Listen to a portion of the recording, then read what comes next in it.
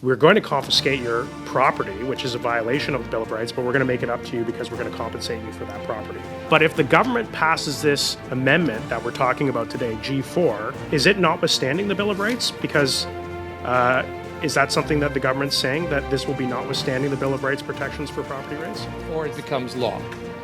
And then, because it becomes law, that property, which was 5 minutes previous to it becoming law, was able to be lawfully enjoyed in a non-restricted manner, now becomes prohibited. So then they can seize that property. That property is able to be seized then by the government.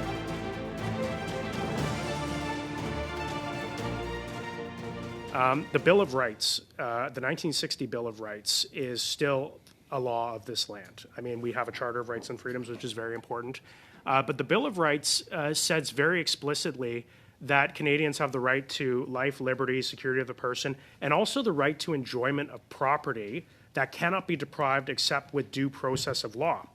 And so if the government, under the Governor and Council, are they bound by the Bill of Rights when they come up with policies to confiscate firearms? Are they bound by the due process of law in the Canadian Bill of Rights when depriving people of the enjoyment of their property?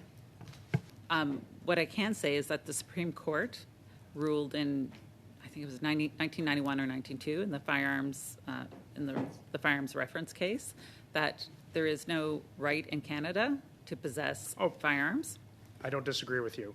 But in terms of property, if you are given the right to own a firearm as property, firearms are property as well, the government can't just seize that property except through due process of law. Would you say that is correct?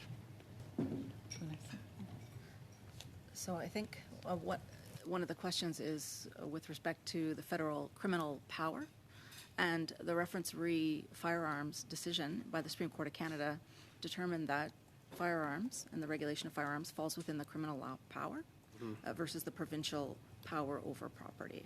And it also indicated that there was no right to firearms in Canada. But this is the Bill of Rights. This is a federal law, not a provincial law. You're aware of the Bill of Rights? Is it still in force in Canada? Like, it still has power in this country, the Bill of Rights? Yes. Yes, it does. And so what I'm getting at here is that it seems like the government, is trying to, through the buyback program and the May 2020 OIC, trying to respect the Bill of Rights and say, we're going to confiscate your property, which is a violation of the Bill of Rights, but we're going to make it up to you because we're going to compensate you for that property. It happens all the time in this country, eminent domain laws, when people have their property seized to build a highway. The government has to compensate you for that. That's the due process of law. But if the government passes this amendment that we're talking about today, G4, and it's not, is it notwithstanding the Bill of Rights? Because is that something that the government's saying, that this will be notwithstanding the Bill of Rights protections for property rights? So the criminal law falls under the criminal law power that is under the federal jurisdiction. And that's what I can point to when we speak about criminal law and this legislation that is being amended through the bill and the motions. It is under the federal criminal law power. Yes, I understand that. I guess what I'm trying to say is that because this will be an act of Parliament and not a regulation, as we've already cleared up, this bill will be on an equal playing field with the Bill of Rights, and therefore will not necessarily be subject to the Bill of Rights protections on property right. And so what I'm submitting, that the reason for another additional reason why the government is submitting this through legislation is not only, as they said, to prevent any future government from repealing these OICs, they would have to repeal it through legislation, but they're doing it to relieve the government of any responsibility to compensate people for their firearms. And that's something, that's something that I think is very worrisome. I want to pick up on a comment that that my colleague Mr. Dane spoke about with respect to the Canadian Bill of Rights in 1960. And Section 1 there says, "It is hereby recognized and declared that in Canada there have existed and shall continue to exist without discrimination by reason of race, national origin, color, religion, or sex, the following human rights and fundamental freedoms, namely, the right of the individual to life, liberty, security of the person, and enjoyment of property, and the right not to be derived thereof except by due process of law. And that's the key. Because as I understand this, as I understand what will happen is the fact that this deceptive Liberal government intends to try to push this through, it means that they don't have to then compensate anyone if they make all these firearms illegal, because that's the due process of law in this country. Would that be a fair assessment? That by listing them as a prohibited firearm, what originally was a non-restricted firearm is now prohibited. That would mean that the government could take that property because that follows the due process of law. Would that be a correct assumption?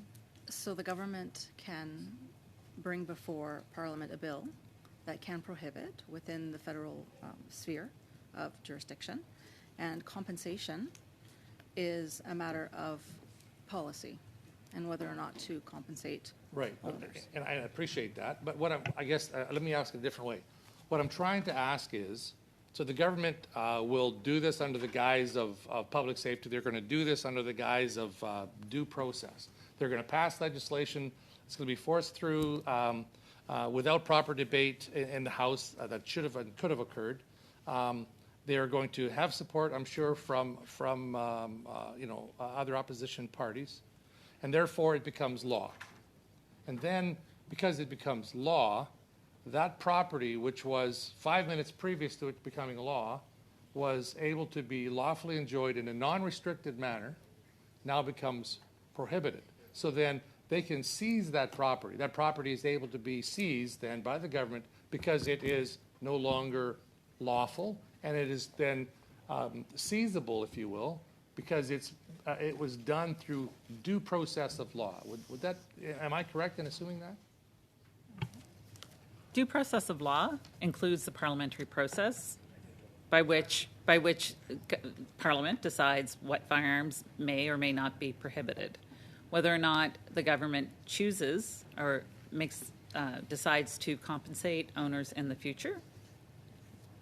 Yeah, I don't want to get stuck on compensation because that's a red herring, right? Because all I'm trying to get at is that contrary to the Bill of Rights, the way for the government to get around the Bill of Rights is to make what was previously legal to possess, legal to own, was lawfully purchased by millions of Canadians in this country, and many of the firearms listed here, hundreds and hundreds of them are non-restricted. They're using this due process of law to actually prohibit a firearm, and that's how they're getting around the whole process about forcing people to lose their property. Would that be a correct assessment? So if you're asking what is the impact of the legislation, the impact of the legislation is once it comes into force, these items would be prohibited and would no longer be legal to possess or use. Okay, that's fair, and I get it coming into force, but my point really is, and I'm going to keep on it for a bit, is that, and make the suggestion that the government is using the due process of law to otherwise take and cause Canadians lawfully obtained property to become illegal, and they're using that avenue as a way to circumvent the human rights. Would that the Canadian Bill of Human Rights? Would that be a fair assessment? So I think as we've already answered, I mean, the Canadian Bill of Rights applies to federal legislation, and once federal legislation has been passed that authorizes or permits that property rights are subsumed by the federal legislation, then following that passage of legislation, which could or would prohibit future firearms, anything that follows that is done as a policy decision made by the government. I understand. And I don't think we have, there's nothing else that we can add to your question. Right. So I won't ask the question. I'll just make the statement. Okay. So the government of Canada has circumvented the Canadian Bill of Rights on property, lawfully obtained property, by making that lawfully obtained property now prohibited and unlawful. That would be the fair way of saying it. So